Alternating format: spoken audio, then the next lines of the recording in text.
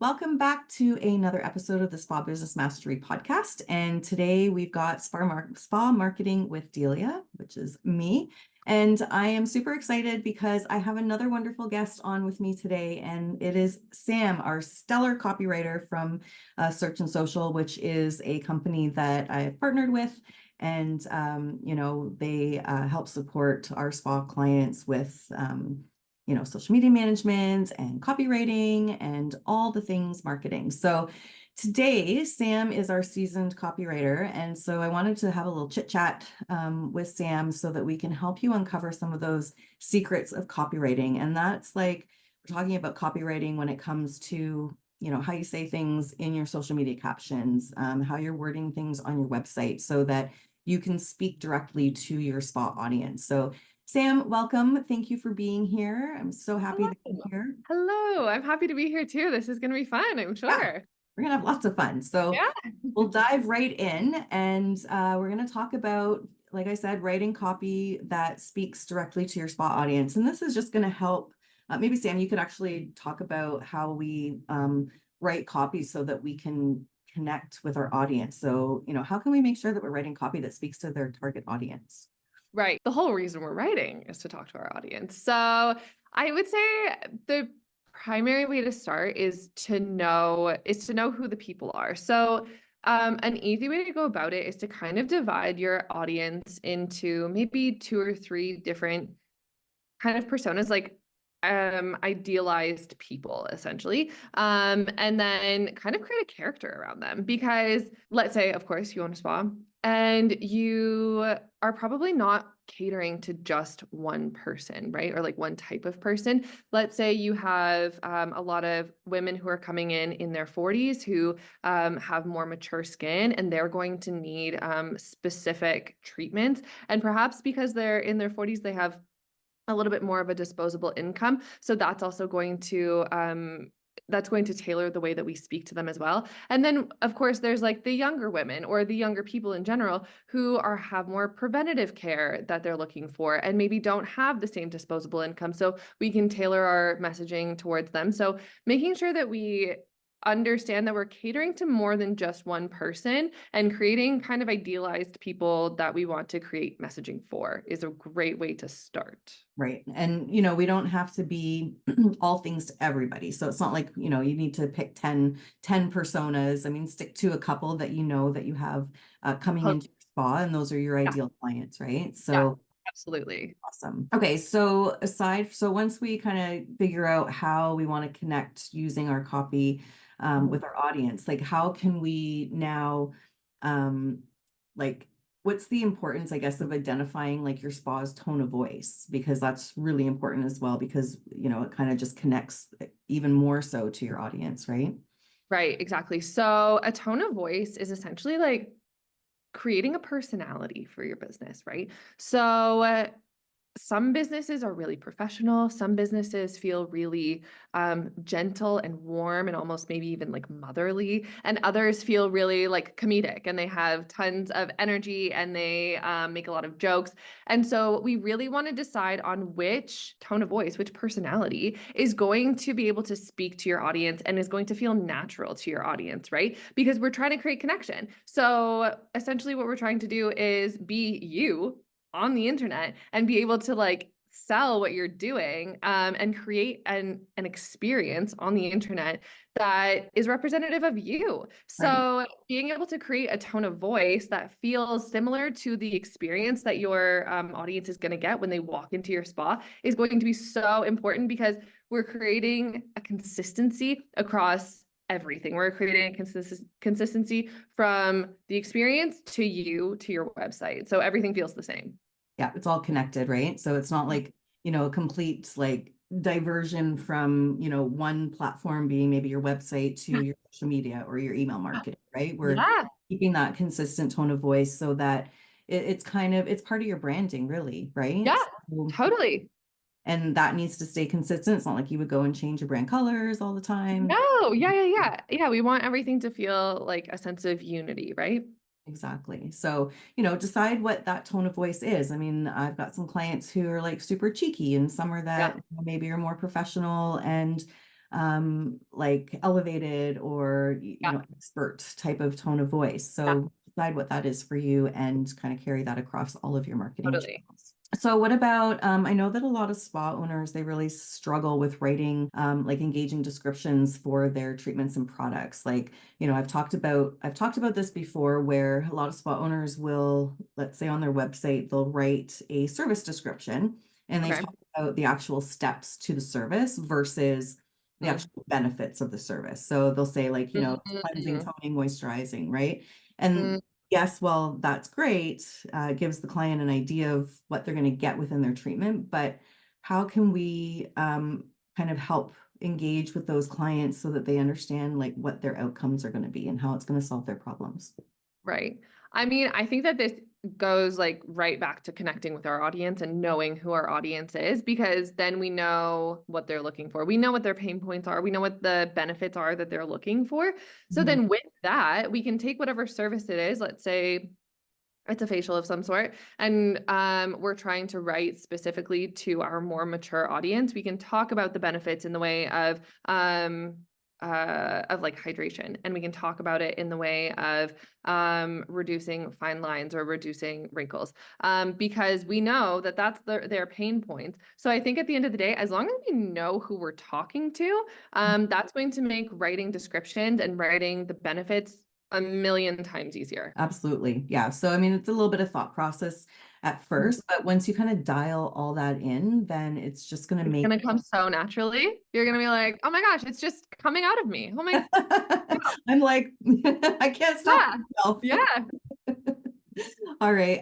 So how can we help our spa owners kind of help them overcome some of these copywriting challenges? Like, what are some of your suggestions? I was thinking about this earlier, and I would say that there's probably two things that I would suggest for our friends who have a spa business and are just trying to get the basics of copy. Two things. First and foremost, use simple words and like avoid jargon. That's kind of one. Make sure that you're speaking to people in a way that feels natural. Like, we don't need to be using jargon that you would only find within the spa business, because it's going to feel isolating to your audience members. It's going to feel a little bit off-putting. They're going to feel like, I can't relate to this. I don't really know what you're trying to say if it's kind of a Right. big fancy word or something like that. So maybe just find the most simple way of saying it and avoiding jargon, I would say, is first and foremost. And then second, I would say less about the wording, more about the structure. Make sure that your audience is not coming to a wall of text. I think that that's very important. So whether that's your website or it's your social media or wherever it is, let's say you're writing a social media caption. There's no need to be writing a full paragraph without any breaks in it. Make sure that you're creating a couple of breaks, use emojis, like guide your audience, because coming to a wall of text, people are just going to read the first two words and be like, I'm out. That's too much for me. Yeah. You know? But if you have subtitles or if you have short sentences, it's going to keep your audience continuing to read, because they read the short sentence and then they want to move on to the next sentence. They read the short paragraph, they want to go to the next paragraph, right? But the wall of text, people are going to be out really quickly. Yeah, very quick because people are like quick, right? So we have Totally. to be able to get that message across really fast and in a Totally. very easy way that they can actually consume that information. So, Totally. people skim everything. I am Totally. horrible at Make it reading so full. make it skimmable, right? Like, if we know that everybody's skimming stuff, make it skimmable, right? Yep, Yeah. absolutely. And that's again, when you talked about those, headings or, Mhm. sub headlines and things like that, like those are kind of those captivating hooks that Yeah, will be like, oh, I need to know more about this, right? totally. Yeah, exactly. Now, what about storytelling? Like a lot of it is storytelling because we're Yeah. sharing our experience. We are as spa owners, you guys are the experts, right? So, you're able to incorporate those real client stories into some of this copywriting that you're doing. So, how can we create that connection to with their audience? A really good way to go about this is to add in as much emotion as we can, or create copy that is going to evoke emotion from the reader, right? Because a lot of memory recall is based on emotion, right? Like when we look back on a time in our lives, or we look back on an event in our lives, we often can associate the emotion that was happening at the time, right? That's usually how we recall a memory.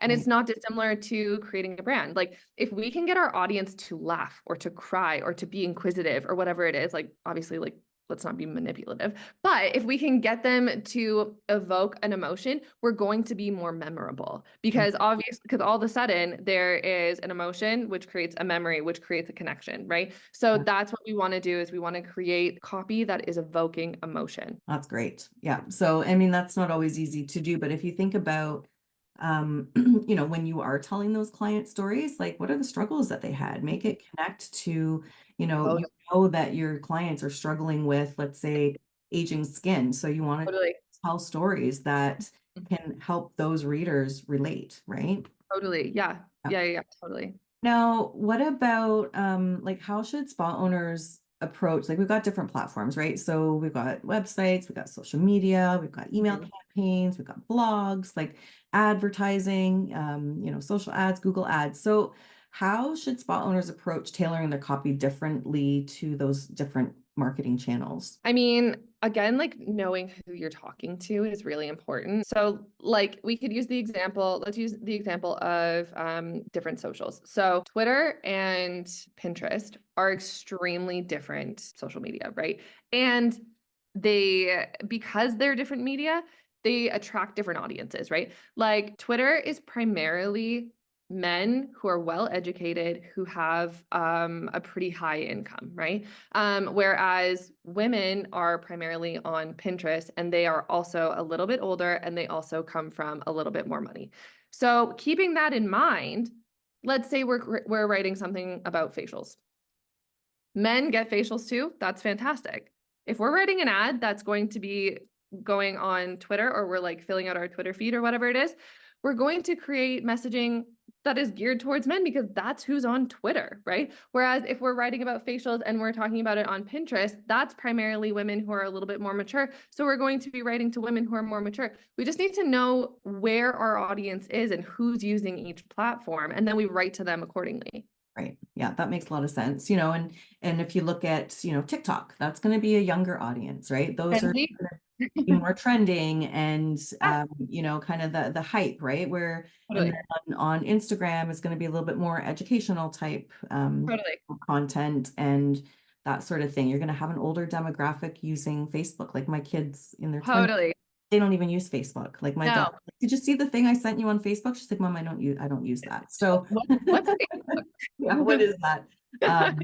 So yeah, you have to know who your audience is on each channel and kind of it's not like you're having to rewrite No. different copy for different platforms. It's just meaning that you're creating a bit of an awareness of who you're actually speaking to. So if it's changing a few little things and tweaking things in different platforms, then that's the best way to approach it. So I just talked about kind of repurposing and not reinventing the wheel for each channel.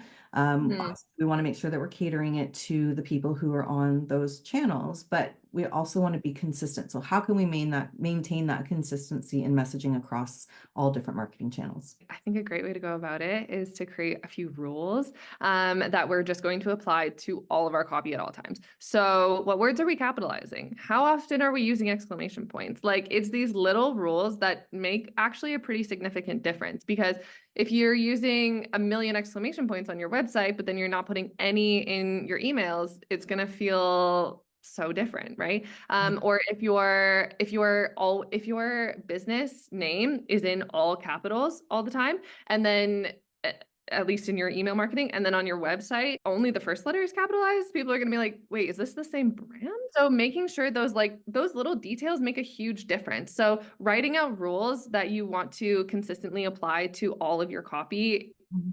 you're going to see a big difference for sure.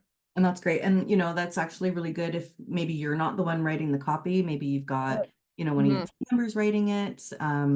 Maybe your husband's writing it for you. Yeah, Just of to make sure that whatever it is, I'm very exclamation marky and and I know that I'm consistent with that across course. all the channels, right? And also, I was just going to say that let's say you have making sure it's consistent on the same platform even too. So I've come across websites where it's like maybe the main headline is all in caps, but then the rest is all lowercase, like the rest of your headlines are all lowercase. Like that makes a big difference as well. Totally. How people perceive who you are and Totally. Because like consistency, sorry, creates trust, right? The more consistent that we can be, the more that our audience is going to trust us and believe that we're invested in our business because we're taking the time to make sure that we're being consistent. So then our audience is going to come across it and be like, these guys know what they're doing. I can trust them. So it's extremely important to be able to create consistency for trust for our audience. right. Yeah, absolutely. All right. So one thing that we also want to talk about that we can't overlook is the importance of SEO, so search engine optimization, and that's going to be the organic way that people find you online, and that's using different keywords onto your website copy, right? So we don't want to mess with like the quality or the authenticity of your messaging, but we want to make sure that we're using keywords in that copy that people are actually searching for, so Right. that when they search for it, Totally. your It's spa fun. is going to be coming up. So, how can we weave SEO keywords into like how can we come up with those keywords? Okay, so the keywords are pulled from your Google Analytics. So we're going to pull maybe our top 10 ranking keywords that have been used to find our website. And then we are just going to use them. We are going to put them into our copy to make sure that we are searchable and that we are visible when people are looking for us. So, I mean, there is a fine line in the way of we want to pick a few words, put them into our copy, but we still want to make sure it's readable. Still want to make sure that it's like engaging copy and not just kind of, I put a bunch of words together to make sure that they are searchable. um, It has because to make Google, sense, right? yeah, totally. And also like Google will penalize you if the copy, if you're using your search words too often, Google will penalize you.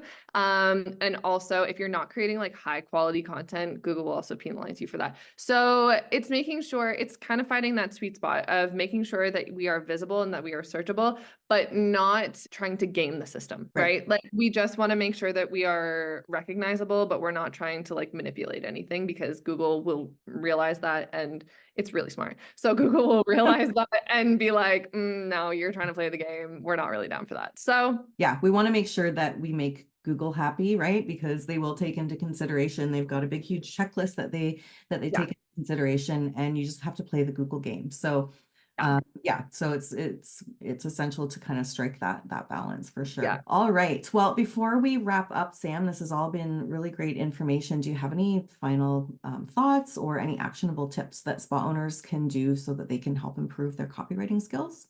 Yeah, I was thinking about this earlier. I would say have reference points. I think that that's a really good, like I have reference points. I have a few different brands and copywriters that I like their tone that I often will go to their website when I'm feeling a little bit stuck and be like, what's like, how do they word something that something similar to what I'm trying to write? How have they written it? And basically, I just kind of pull inspiration from other brands and from other writers that I really like. So I would say it doesn't have to be within your industry, like get creative, find whoever you like, find whatever tone of voice that you like, but have 10 reference points that you're consistently going to. And that's going to create more consistency because you have all these reference points that are consistently feeding you and giving you inspiration. And a lot of practice, right? Practice makes better. Yeah, totally. And there's no such thing as perfect. So this doesn't have to be perfect by any means, but the more you do, Totally. the easier it will Yeah. be, right? It's like any skill. The more that we write, the more that we write, the more that we get better at it. But we have to be able to, you have to read and write. Like it has to be, I think it has to be a circle, you know? Mm. Awesome. All right. Well, that was great. Thank you so much, Sam, for joining me today. I really appreciate you taking the time out of your day, out of your busy day while you're copywriting and coming up with stellar content for our client. She's awesome. Now, likely you are busy within your spa. Copywriting kind of seems like the last thing that you need to become skilled at. So, we completely understand that. We definitely have a finger on the pulse when it comes to copywriting and best practices. So if your website needs a revamp, if you're looking for some ideas in terms of, how you can convey that message Mhm. across other channels, your email marketing, your social media, reach out to us. We do have copywriting packages that we can help you with. Mhm. So you can reach out to me at Delia, Delia, at virtualspabusinessmarketing.com. And you can visit our website at kirstenfoss.com, and you can check out all of our marketing services that we do offer. And so if you need any help, if you even just want like a coaching call, we'd be happy to do that for you. So be sure to reach out. You can come back to this episode anytime. Make sure you bookmark it so that when you are kind of getting into that copywriting skill set, that you can come back to this and reference this for your copywriting. So that's all for us for today. Kirsten will be back in a few weeks with a business spa business podcast, and I will be back again next month with some more marketing. Thank you everybody for listening, and thanks again, Sam. Thank you. Thank you. Bye.